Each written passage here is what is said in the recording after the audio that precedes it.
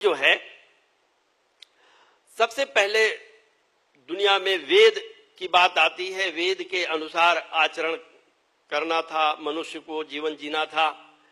लेकिन वेद को समझ पाना, वेद को अनुकरण कर पाना, वेद का अध्ययन कर पाना, वेद का प्रचार कर पाना, ये सबके बस की बात नहीं रही। आगे चल के उस जमाने में रही होगी जिस समय ये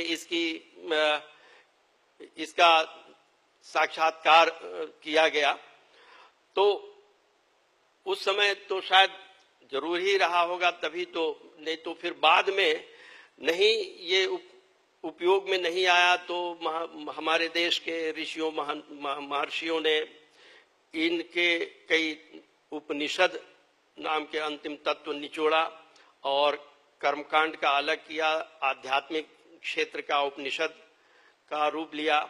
और उपनिषद भी इतने आम फहम नहीं हुए जिससे कि सब लोग समझ पाएं और उसका अनुपालन कर पाएं, उसका आनंद ले पाएं, उसके अनुसार जीवन जी पाएं। ऐसा आगे चल के ये भी खत्म होने लगा। फिर भगवान कृष्ण का इस धरती पर शुभागमन हुआ और इन्होंने जो भगवत गीता, सारे उपनिषदों का निचोड़ भगवत गीता हमारे बीच दिया। भगवत गीता के लिए बात कही गई है, सर्वो उपनिषदो गावः दोग्धा गोपाल नंदना। वो सारे, उसमें भगवत गीता का आकार प्रकार बस इतना ही है। देखिए इसमें 700 श्लोक है। इसके बावजूद हमारी कृतज्ञता देखिए कि इस नन्हे से ग्रंथ को 95% हम भारत के लोगों ने न तो समझा है, न तो पढ़ा है, न तो, ये कैसा दुर्भाग्य है हम सबों का। और किस बलबूते पे हम मनुष्य कहलाने के हकदार होते हैं, ये बड़ी विडंबना की बात है, सोचने की बात है। कैसा जीवन जी रहे हैं हम, कैसा स्वार्थमय जीवन जी रहे हैं हम, ये इस पे चिंतन करने की बात है।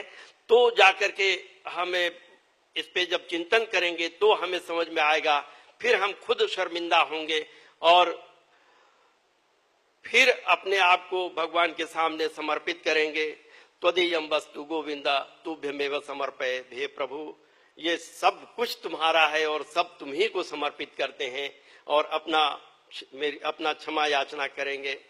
तो ये भगवत गीता की महिमा देखिए। भगवत गीता जो है, जैसा कि बताया कि वेदों का ही तत्व है, ये वेदों का ही निचोड़ है। ये वेदों का निचोड़ उपनिषद, उपनिषदों का निचोड़ भगवत गीता है। तो ये हमारी सारे शास्त्रों का शास्त्र है। ये सभी शास्त्र इसमें समाहित हैं। अद्भुत ग्रंथ है ये। और सारे दुनिया में जितने भी धर्म हैं, वो सब के सब धर्म में आचार संहिता सब के सब इसमें समाहित है। विशेष रूप से कुरान की बातें इसमें बिल्कुल वैसे ही के वैसे ही डाल दी गई हैं। जैसे मिसाल के तौर पे कुरान कहता है, एक ईश्वर की उपासना की बात होती है कुरान में कि वो एक ही ईश्वर की उपासना करनी चाहिए, क्योंकि एक ही साधे सब सधे, सब साधे सब जाए, रहीमन मूल ही सींचिए, फूले फले अघाए। ये संकल्पना मुस्लिम समाज में है।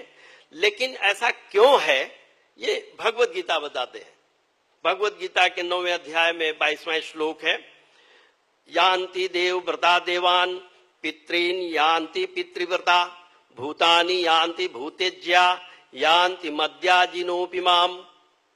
कहते हैं कि जो एक ईश्वर के अतिरिक्त दुनिया में जितनी भी चीजें हैं, सबका मृत्यु निर्धारित है।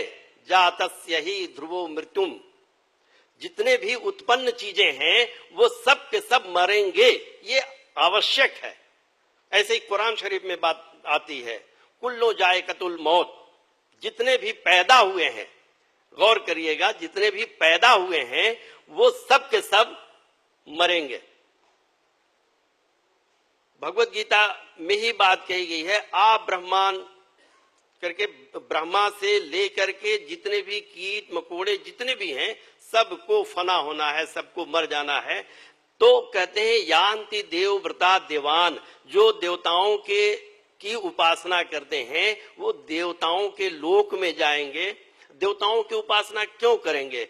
इसलिए भगवान आगे उसमें तीसरे अध्याय में कहते हैं, चौथे अध्याय में, कांक्षतः कर्मणाम सिद्धिम यजंत इह देवता, जो अपने किए हुए का परिणाम जानना चाहते हैं, अपने स्वार्थ के लिए वो तरह तरह के देवताओं की उपासना करते हैं। और क्षिप्रम ही मानुषे लोके सिद्धिर भवती कर्मजा, और तुरंत ही इस मनुष्य जीवन में उसकी सिद्धियां पूरी होती हैं। तो इस तरह से वो लोग देवताओं की उपासना करते हैं। तो देवता लोगों की भी मृत्यु निर्धारित है, क्योंकि ब्रह्मा के से लेकर के बाकी सारे देवताओं माने जितने भी जीव हैं सबको मृत्यु होना है। तो देवताओं के जब लोक में जाएंगे, जब उनकी मृत्यु हो जाएगी तो फिर आप कहां जाएंगे? जाहिर है फिर आपको इस धरती पर आना पड़ेगा। बहुत सारे लोग पितरों की उपासना करते हैं, पितरों की उपासना करते हैं, वो फिर पितर लोक में ही जाएंगे।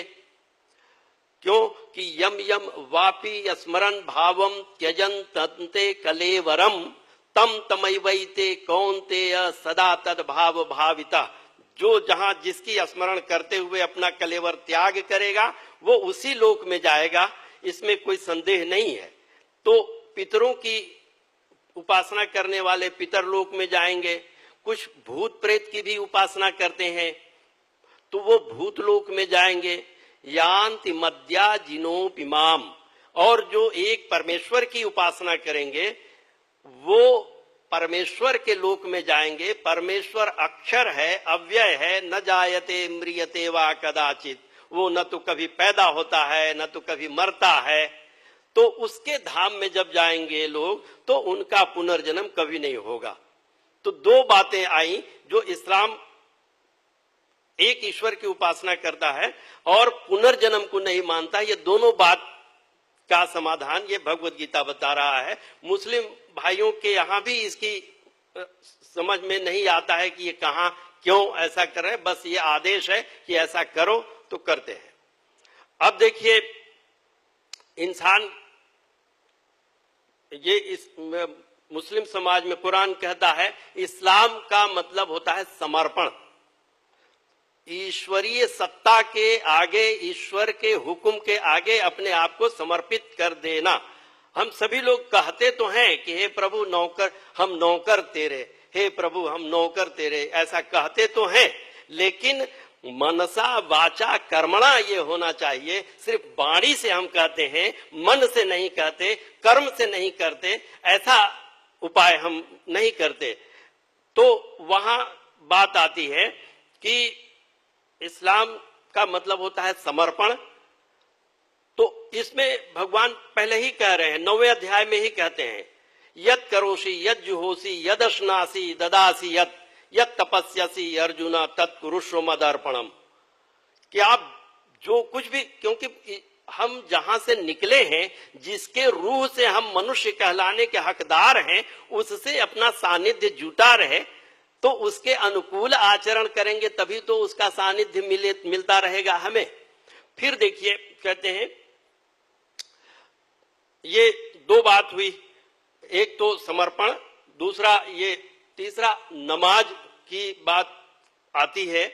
नमाज के लिए कहते हैं नमन करना, ये नमस शब्द से नमाज आया है, ये फारसी का शब्द है, और हिंदी व संस्कृत का जो नमः है उसी को शुद्ध रूप नमस है, आधा स हलंत का विसर्ग हो जाता है तो नमः बनता है, उसी का नमाज हुआ है।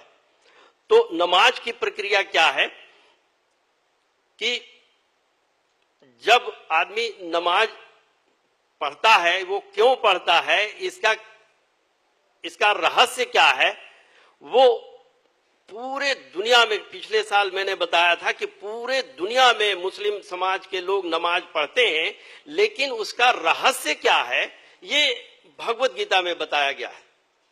कितना अद्भुत बात है, कितना सामंजस्य है इन ग्रंथों में। इससे साबित होता है कि ये भगवत गीता जो है, इसके महानता का, इसके रहस्य का, ये अपरंपार, ये इसकी महानता है, इसका रहस्य है। इसको समझने के लिए तो भगवत गीता में बात बताई गई है। अर्जुन पूछते हैं कि हे भगवान, ये जो संसार है ये दुखालय है, ये क्षणभंगुर है। दुखालयम अशाश्वतम अयम संसारम वाली बात है कि ये दुखालय है, ये संसार जो है और क्षणभंगुर है। तो यहाँ से कैसे हमें निजात मिले, कैसे हम इससे पार हो जाएं और तुम्हारे धाम को कैसे जाएं, ऐसा कोई उपाय बताइए। तो भगवान भगवत गीता में बताते हैं कि अंत काले मामेव स्मरण मुक्त्वा कलेवरम स प्रयाति मद भावम याति नास्ति अत्र संशय। कहे कि अंत काल में जब तुम शरीर छोड़ने लगो तो मेरा ही स्मरण करते हुए जब तुम शरीर छोड़ोगे तो निश्चित रूप से तुम मेरे ही लोक में जाओगे, इसमें कोई संशय की बात नहीं है। और मेरा जो लोक है वो अपरंपार है, उसका न तो वहां कोई मरना है न तो कोई जीना है, जो है सो है, ऐसा है। तो कहें ये कैसे संभव है? ये जो है संभव तो है नहीं। मरते समय तो आदमी अपना बीवी बच्चे, गाड़ी मोटर बंगला खेती बाड़ी वगैरह वगैरह का ध्यान करता है, तो भगवान कैसे याद आएंगे? तो कहते हैं अभ्यास योग युक्ते न चेतसा न न्यगामिना, कि निरंतर अभ्यास करते रहो और चित्त में सिर्फ परमात्मा के अतिरिक्त चित्त चेतसा न अन्यगामिना, चित्त में दूसरा कुछ भी, एक तिनका भी तुम्हारे और परमेश्वर के बीच एक तिनका का भी आड़ नहीं होना चाहिए, ऐसा अभ्यास करो। और योग युक्तेन, आत्मा को परमात्मा में जोड़ देने का प्रयास करो। ऐसा परमेश्वर से मैत्री भाव, उसका सानिध्य प्राप्त करने की चेष्टा करो, प्रयास करो।